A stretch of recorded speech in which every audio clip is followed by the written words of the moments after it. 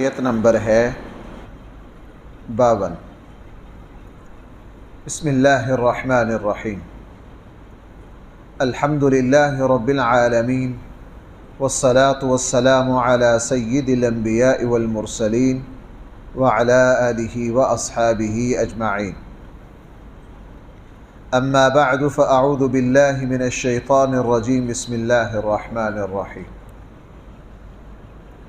هذا بلاغ للناس ولينذروا به وليعلموا أنما هو إله واحد وليذكر أولو الألباب۔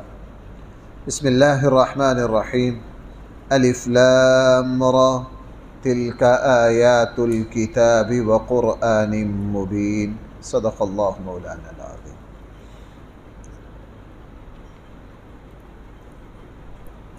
اللہ تعالیٰ نے قرآن کریم ہمیں کیوں دیا؟ قرآن کریم کا مقصد کیا ہے؟ اس آیت میں قرآن کریم کے 4 مقصد ہمارے سامنے خود قرآن کریم نے بیان کیے۔ اکثر قرآن کریم میں انداز یہ ہے اس کتاب کا کہ سورت کا آغاز جس موضوع سے کیا جاتا ہے سورت کو ختم اسی موضوع پر کر دیا جاتا ہے۔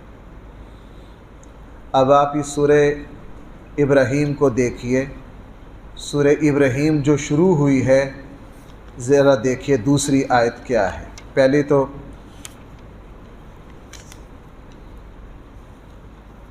صفحہ نمبر 44،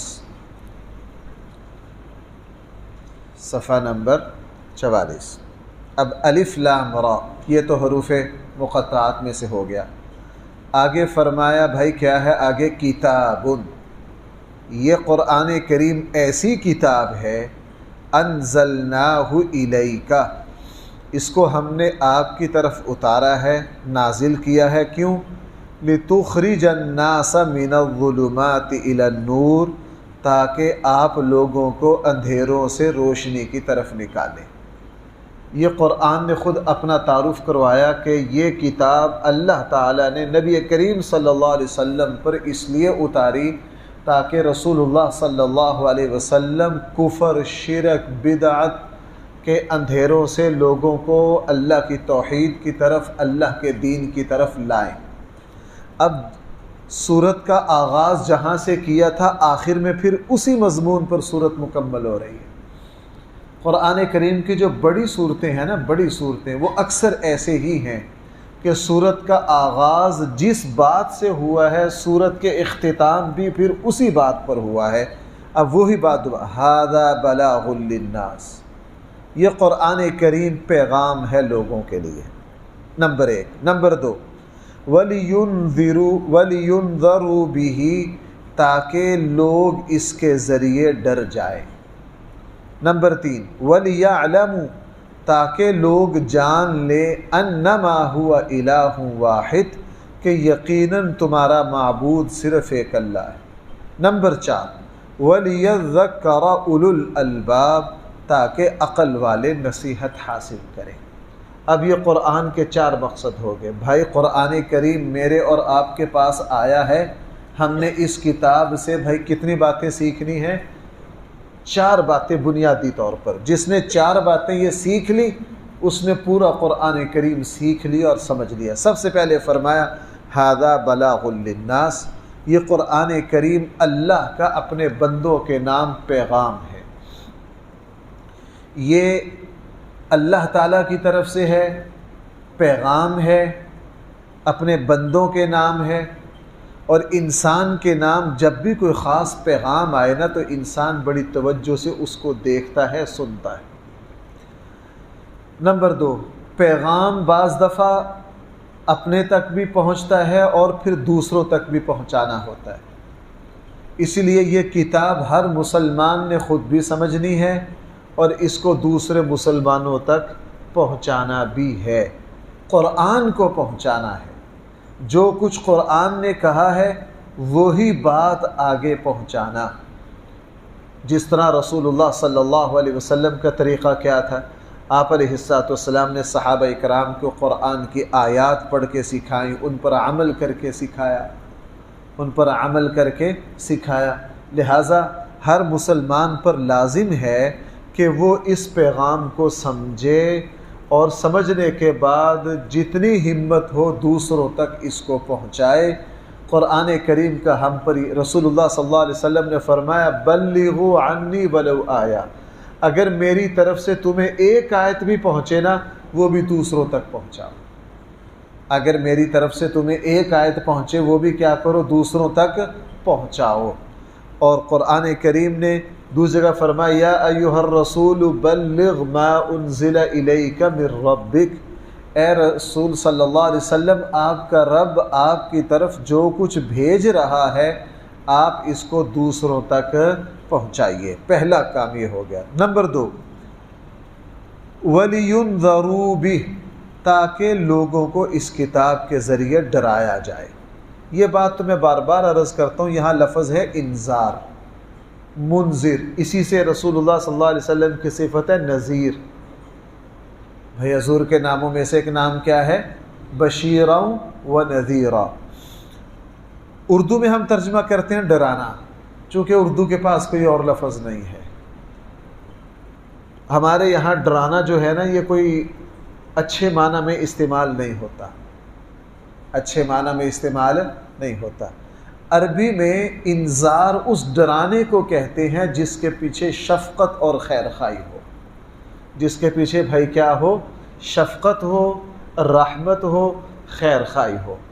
مثلا جیسے ڈاکٹر نے چیک کرنے کے بعد کہہ دیا بھائی فلاں چیز آپ کے لیے نقصان دہ ہے، آپ کو شوگر ہے آپ نے میٹھا اس طرح استعمال کرنا ہے، آپ کو دل کا مسئلہ ہے آپ نے فلاں چیز یوں استعمال کرنی ہے۔ اب ڈاکٹر جو پرہیز بتاتا ہے وہ دشمنی میں نہیں بتاتا بھائی، وہ خیر خواہی میں بتاتا ہے۔ بالکل قرآن کریم بھی نذیر ہے، رسول اللہ صلی اللہ علیہ وسلم بھی نذیر ہیں، لیکن آپ علیہ السلام جو انسانیت کو جہنم سے اللہ کی پکڑ سے ڈرا رہے ہیں، بھائی اس کے پیچھے مقصد کیا ہے؟ انسانوں کی خیر خواہی۔ خود نبی کریم صلی اللہ علیہ وسلم نے فرمایا میری مثال اس طرح ہے جیسے جنگل میں کسی نے آگ روشن کی ہو اور جنگل کے کیڑے مکوڑے پتنگے بھاگ کر اس میں گر رہے ہوں اور ایک شخص اس کو بچا رہا ہو۔ فرمایا میری مثال بالکل اس طرح ہے کہ جہنم کی آگ روشن ہے اور ساری انسانیت اس جہنم کی آگ میں گرنا چاہتی ہے، میں لوگوں کو کسی کو بازو سے پکڑ کے کسی کو کمر سے پکڑ کے میں لوگوں کو جہنم کی آگ سے بچا رہا ہوں۔ اور جیسے وہ یہودی لڑکے کا واقعہ آتا ہے کہ جس وقت رسول اللہ صلی اللہ علیہ وسلم نے اس کو خیر کی دعوت دی، اس نے ایمان قبول کر لیا، تو اللہ کے نبی اتنے خوش ہوئے اور فرمایا کہ ایک انسان کو جہنم کی آگ سے بچا لیا گیا ہے۔ تو قرآن کریم جو ہمیں ڈراتا ہے وہ ہماری خیر خواہی میں قرآن کریم بتاتا ہے لوگوں تم اگر ماں باپ کی نافرمانی کرو گے تو تمہاری آخرت تباہ ہوگی، دنیا برباد ہوگی، دنیا میں ذلیل ہوگے۔ قرآن کریم یہ بتاتا ہے اگر اللہ کی بندگی نہیں کرو گے، شرک کی طرف جاؤ گے، اس طرح ذلیل ہوگے۔ قرآن کریم بتاتا ہے اگر فضول خرچی کرو گے یہ نقصان ہوگا۔ قرآن کریم نے فرمایا اگر سنی سنائی بات پر عمل کرو گے تمہیں اس طرح نقصان ہوگا۔ قرآن کریم نے فرمایا تم غیبت نہ کرو، اگر غیبت کرو گے تو آپس کی عزتیں برباد ہوں گی۔ قرآن کریم نے فرمایا تم ایک دوسرے پر الزام نہ لگاؤ، اگر ایک دوسرے پر تہمت اور الزام لگاؤ گے تو تمہاری عزتیں بچ نہیں سکیں گی۔ قرآن کریم نے فرمایا رشتہ داریوں کا حق ادا کرو، اگر رشتہ داریوں کا حق ادا نہ کرو گے اس طرح کے نقصانات ہوں گے۔ اور یہ قرآن کریم جو ساری چیزیں بتا رہا ہے اس کا مقصد میری اور آپ کی خیر خواہی ہے، اس لیے قرآن کا دوسرا مقصد بھائی کیا ہے؟ وَلِيُنذَرُوا بِهِ، تاکہ اس قرآن کے ذریعے لوگوں کو ڈرایا جائے، لوگوں کو بیدار کیا جائے، لوگوں کو غفلت سے جھنجھوڑا جائے۔ اسی لیے رسول اللہ صلی اللہ علیہ وسلم کی جو بھائی دوسری وحی ہے یا ایھا المدثر، آگے کیا ہے؟ قم فانذر۔ بھائی سورہ مدثر جو ہے یہ قرآن کی دوسری وحی ہے نا، اقرأ بسم ربک الذی خلق کے بعد سورہ مدثر یا سورہ مزمل کی آیات آئیں، اس میں رسول اکرم صلی اللہ علیہ وسلم سے فرمایا گیا یا ایھا المدثر، اے چادر اوڑھنے والے، اے کملی والے، قم کھڑے ہو جائیے، فانذر لوگوں کو ڈرائیے، لوگوں کو بیدار کیجیے، لوگ غفلت میں ہیں، لوگ اندھیرے میں ہیں، لوگوں کو بیدار کیجیے۔ اس لیے رسول اللہ صلی اللہ علیہ وسلم کے بارے میں قرآن نے فرمایا ارسلناک شاہدا ومبشرا ونذیرا وداعیا الی اللہ باذنہ وسراجا منیرا۔ تیسری بات فرمائی وَلِيَعْلَمُوا، تاکہ لوگ اچھی طرح جان لے انما هو الہ واحد، کہ یقیناً وہ الہ صرف ایک ہے، اچھی طرح جان لے۔ اس پوری صورت میں بھی آیا جگہ جگہ آ رہا ہے۔ اس سے جو پچھلی صورت تھی سورہ رعد، اس میں تو آیات کی آیات تھیں، اللہ جل قرآن نے بیان کیا کہ یہ زمین، اس میں طرح طرح کے ٹکڑے، ہمارے اس خطے کی زمین چاول کے لیے بہت مفید ہے، آگے چلے جاؤ پھر چاول نہیں ہے، گندم ہے، کہیں اور چلے جاؤ وہاں کھجور کے باغات ہیں، کہیں اور چلے جاؤ وہاں انگور کے باغات ہیں، کہیں اور چلے جاؤ وہاں زیتون کے باغ ہیں، کہیں اور چلے جاؤ وہاں بنجر ہے، کوئی فصل نہیں ہو سکتی، زمین کو کھودو گے اندر سے کوئلہ نکلے گا، اندر سے گیس نکلے گا، اندر سے پٹرول نکلے گا۔ ہم نے وَفِي الْأَرْضِ قِطَعٌ مُتَجَاوِرَةٌ، قرآن کریم سورہ رعد میں اللہ کی قدرت کی نشانیاں بیان کر کر کے بار بار کہہ رہے ہیں لوگوں یہ سارا کچھ کس نے پیدا کیا؟ تو قرآن کریم اللہ تعالیٰ کے ایک ہونے کے بہت سے دلائل دیتا ہے۔ آگے سورہ انبیاء میں قرآن کریم نے ارشاد فرمایا لو کان فیہما آلہۃ الا اللہ لفسدتا، اگر اس زمین و آسمان میں ایک سے زائد خدا ہوتے تو یہ نظام درہم برہم ہو جاتا۔ ہمارے ملک میں دیکھ لیجئے کئی چودھری ہیں، اس لیے ہمارا ملک ہمیشہ 70 سالوں سے دھکے کھا رہا ہے۔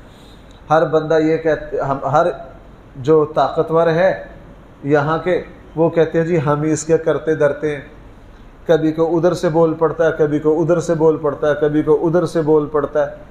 بھائی ہمارے یہاں اقتدار کی رسہ کشی چلتی رہتی ہے کہ نہیں؟ اور جہاں اقتدار کی رسہ کشی چلتی رہتی ہو ظاہر ہے وہاں ملک منتشر رہتا ہے۔ اگر ایک گھر میں 2 سربراہ ہوں تو گھر نہیں چلتا۔ اگر میاں بیوی ہے، 4 بچے ہیں، بیوی چاہتی ہے میری چلے، شوہر کہہ رہا ہے میری چلے، تو بھائی یہ گھر چل نہیں سکتا۔ ان کی پتہ نہیں چلے گی کہ نہیں چلے گی، گھر کا ضرور بیڑا غرق ہو جائے گا۔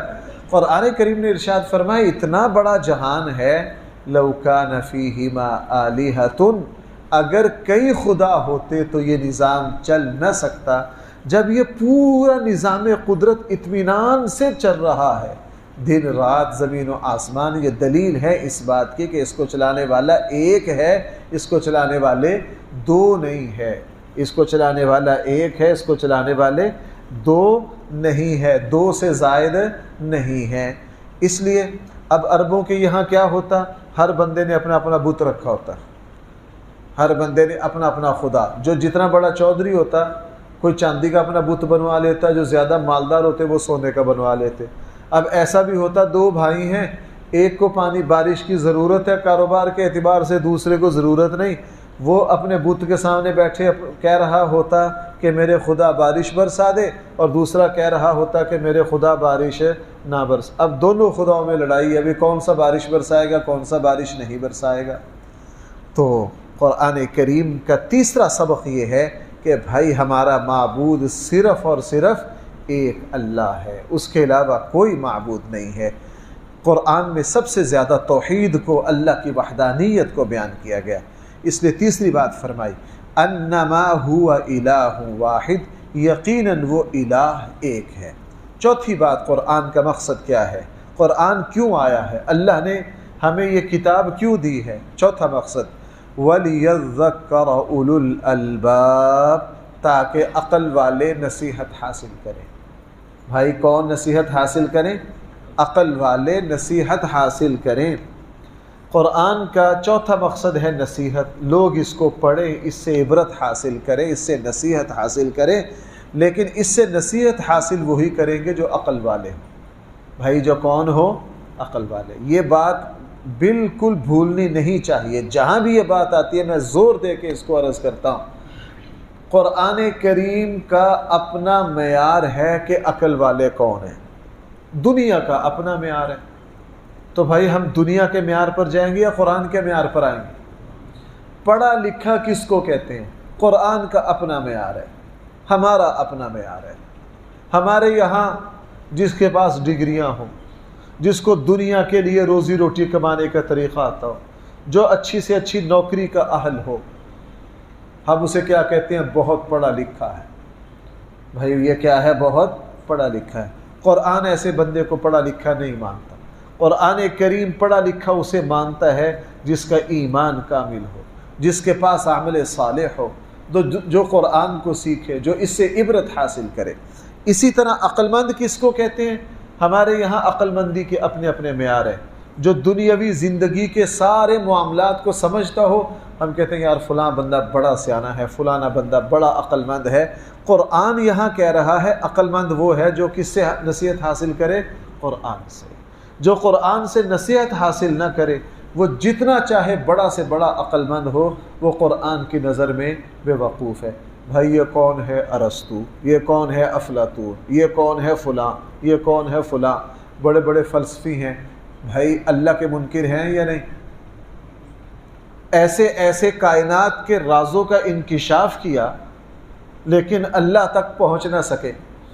اب وہ دنیا کے اعتبار سے تو بڑے فلسفی ہیں، لیکن قرآن کے اعتبار سے کیا ہے؟ چٹے جاہل ہیں۔ قرآن کے اعتبار سے کیا ہے؟ سفید جاہل ہیں۔ اور اس کے مقابلے میں وہ لوگ، وہ عرب کے بدو جن کو امی کہتے تھے، بھائی جن کو کیا کہتے تھے؟ ان پڑھ، قرآن کریم انہوں نے سمجھا، اللہ کے دین کو سمجھا، تو وہ سب سے زیادہ پڑھے لکھے ہو گئے۔ اس لیے چوتھی بات قرآن کریم نے یہ ارشاد فرمائی، عقل مند وہ ہے جو اس قرآن سے نصیحت حاصل کرے۔ جس نے دین پر عمل کیا وہ سب سے زیادہ عقل مند ہے۔ جس نے اپنے دین کو سمجھ لیا وہ سب سے بڑا عقل مند ہے۔ چونکہ قرآن، اب یہ پتہ کیسے چلے گا؟ جناب اس کا مرنے کے بعد اندازہ ہو جائے گا۔ اس کا مرنے کے بعد کیا ہو جائے گا؟ اندازہ ہو جائے گا کہ کس نے کیا کمایا، کس نے کیا کھویا۔ نبی کریم صلی اللہ علیہ وسلم کا ایک قرآن نے ایک بات فرمائی ہے، ایک رسول اللہ صلی اللہ علیہ وسلم نے فرمائی ہے۔ قرآن کریم نے ارشاد فرمایا، الکیس من دان نفسہ، عقل مند وہ ہے جس نے اپنے آپ کو پہچانا۔ بھائی عقل مند کون ہے؟ جس نے اپنے آپ کو، میں ابھی پیچھے کسی درس میں عرض کر کے آیا ہوں، یہ انسان دنیا کی ہر چیز کو سمجھنا چاہتا ہے، اپنے آپ کو نہیں سمجھنا چاہتا۔ یہ دنیا کی ہر چیز کو سمجھنا چاہتا ہے، لیکن یہ اپنے آپ کو میں کون ہوں، میرا وجود کیا ہے، میرا مقصد زندگی کیا ہے، یہ نہیں سمجھنا چاہتا۔ اللہ کے نبی نے فرمایا، الکیس، عقل مند وہ ہے، من دان نفسہ، جس نے اپنے آپ کو جان لیا، وعمل لما بعد الموت، اور مرنے کے بعد کی زندگی کے لیے عمل کیا۔ والعاجز، بے وقوف کون ہے؟ بھائی میں بار بار کہہ رہا ہوں، قرآن و سنت کا اپنا معیار ہے۔ قرآن میرا اور آپ کا پابند نہیں ہے، قرآن معاشرے کا پابند نہیں ہے۔ فرمایا والعاجز، بے وقوف کون ہے؟ من اتبع نفسہ ہواہا، جو صرف دنیا میں اپنی خواہشات کے پیچھے لگا رہا۔ اللہ نے پیسہ بڑا دیا تھا، بس نہیں سے نہیں اپنی خواہش۔ والعاجز من اتبع نفسہ ہواہا، جو اپنے خواہشات کا پجاری بنا۔ اب قرآن یہاں یہ بتا رہا ہے کہ عقل مند وہ ہے جو وہ عمل کرے جو مرنے کے بعد اسے کام آئے، جو مرنے کے بعد اسے کام آئے۔ وہ کوئی عقل مند نہیں ہے جو دنیا میں اربوں کما کے گیا۔ ہم دنیا میں دیکھ رہے ہیں بھائیو، بڑی عبرت کی بات ہے۔ گلستان میں ہے، شیخ سعدی نے ایک حکایت لکھی ہے، لیکن وہ حکایت ہر گلی محلہ ہر گھر کی ہے۔ شیخ سعدی نے فرمایا کہ ایک بڑے مالدار آدمی کا انتقال ہو گیا، بخیل بڑا تھا، بہت بخیل تھا، نہ خود کھائے نہ کسی کو کھانے دیا، وہ مر گیا۔ مرنے کے بعد اس کی جب جائیداد رشتہ داروں میں تقسیم ہوئی نا، تو اس کے وارثوں میں ایک شخص نے سفید خچر خریدا۔ عربوں کے یہاں سفید خچر ایک قیمتی ترین نسل تھی۔ اور بڑا اعلیٰ لباس پہن کے اس کے اوپر جا رہا تھا۔ شیخ سعدی نے فرمایا وہ میرے سامنے سے گیا نا، میں نے اسے آواز دی، میں نے کہا جناب اچھی طرح کھاؤ اور پیو تاکہ اس خبیث کو پتہ چلے جو تمہارے لیے سارا کچھ جمع کر کے گیا ہے کہ میں تو نوکر تھا، میں تو کیا تھا؟ نوکر تھا۔ اللہ نے دنیا میں بعض لوگوں کو چپڑاسی اور نوکر بنایا ہے، ان کی ڈیوٹی ہے کہ وہ 2 کنال کا وہ مزدور ہیں، ان کا کام ہے 2 کنال کا مکان اولاد کو بنا کر دے کے جائیں، جائیداد جوڑ کر دے کر جائیں، نہ زکوٰۃ دیں، نہ حج کریں، نہ رشتہ داروں کا حق ادا کریں، بلکہ آگے بڑھ کے بہنوں کی جائیداد بھی کھا جائیں، بیٹیوں کی بھی کھا جائیں، سارا کچھ اکٹھا کرا کے بیٹوں کو دے کر مزدوری پوری کر کے نوکر کلی بن کے قبر میں چلے جائیں۔ اب آگے اولاد، ان کو پتہ ہمارا ابا کلی تھا، سارا کچھ جمع کر گیا، اب اولاد مزے اڑائے گی، اب اولاد مزے اڑائے گی، جمع اس نے کیا ہے، حساب اس نے دینا ہے، اور موج کون کر رہے ہیں؟ دوسرے کر رہے ہیں۔ تو قرآن اللہ کے نبی نے یہی بات فرمائی، الکیس من دان نفسہ، عقل مند وہ ہے جس نے اپنے آپ کو جان لیا اور وہ عمل کیا بھائی جو کہاں کام آیا؟ مرنے کے بعد۔ ہم نے یہ نماز پڑھی ہے، اس کے دنیا میں بھی بڑے فائدے ہیں، لیکن اس کا اصل فائدہ کہاں؟ آخرت میں ہے۔ آپ حضرات جو قرآن کی تلاوت کرتے ہیں، اس کی برکتیں دنیا میں بھی بہت ہیں، لیکن اس کا اصل فائدہ کہاں ہے؟ مرنے کے بعد۔ اس کا اصل فائدہ کہاں ہے؟ مرنے کے بعد۔ والعاجز من اتبع نفسہ ہواها، بے وقوف وہ ہے جس نے صرف دنیا میں عیاشی کی اور اپنی خواہشات کی تکمیل کی، عیاشیوں میں ہی مر گیا۔ ابھی میں عبرت سے کہہ رہا ہوں، اب چند دن پہلے ایک سیاستدان کا ایک ہی بیٹا تھا، اس کا انتقال ہوا۔ کس وجہ سے ہوا؟ یار دوست گاڑی بھگا رہے ہیں، مقابلہ کر رہے ہیں۔ کیا کر رہے ہیں؟ مقابلہ کر رہے ہیں۔ مقابلہ کرتے کرتے گاڑی لگ گئی۔ یہ بھائی کیسی موت ہے؟ اس مرنے کا کوئی مقصد ہے؟ بھائی اس مرنے کا کوئی مقصد ہے؟ زندگی کسی مقصد پر اللہ تعالیٰ نے ایسی قیمتی زندگی دی، ہم سے تو پھر وہی بہتر ہوئے جو وہ ایک بہت بڑے فلسفی تھے نا، بحری جہاز کا سفر کر رہے تھے، بحری جہاز کا سفر کر رہے تھے اور بمور میں پھنس گیا۔ وہ پرانے سادہ چھوٹی چھوٹی کشتیاں ہوتی تھی، وہ کون سا آج کے جدید جہاز سے انجن والے، وہ 2 منزلہ جہاز تھا، جب ڈوبنے لگ گیا، کوہرام مچ گیا، تو وہ اطمینان سے بیٹھا مطالعہ کر رہا تھا۔ وہ اطمینان سے بیٹھا کیا کر رہا تھا؟ مطالعہ کر رہا تھا۔ جب بھگدڑ مچی، ایک بندے نے کہا سب کو جان کے لالے پڑ گئے، تو آرام سے مطالعہ کر رہا۔ اس نے کہا میں تمہاری طرح چیخ و پکار کی موت نہیں مرنا چاہتا، جب مرنا ہی ہے تو میں مقصد میں مروں گا، میرا مقصد علم ہے، میں مطالعہ کر رہا ہوں، اسی میں مروں گا۔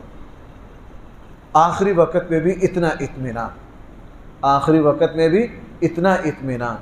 اب ایک بیکار کی موت مسلمان مر جائے یار، جو لا الہ الا اللہ محمد رسول اللہ پڑھتا ہو، وہ ایک فضول موت مر جائے، تو ظاہر ہے کل قیامت والے دن یہ اس نے کیا کھویا، اس نے کیا پایا۔ اس لیے قرآن کریم میں یہ جو آیت ہے، اس میں پوری اپنے آنے کا مقصد بتا دیا، وَلِيَذَّكَّرَ، تاکہ عقل والے اس سے کیا کرے، اس سے نصیحت حاصل کریں۔ اور بھائی اگلی صورت شروع ہو رہی ہے، چونکہ کل اگلا پارہ آ جائے گا، اس میں بھی وہی بات ہے قرآن کے بارے میں، تِلْكَ آیات الکتاب وقرآن مبین، یہ آیات ہیں کتاب کی اور قرآن مبین کی۔ اس کے بارے میں انشاءاللہ کچھ باتیں کل کے درس میں آئیں گی۔ اللہ تعالی ہم سب کو صحیح فہم عطا فرمائے۔ الحمدللہ رب العالمین، والصلاة والسلام علی سید الانبیاء والمرسلین وعلی آلہ واصحابہ اجمعین۔ ربنا آتنا فی الدنیا حسنہ وفی الآخرہ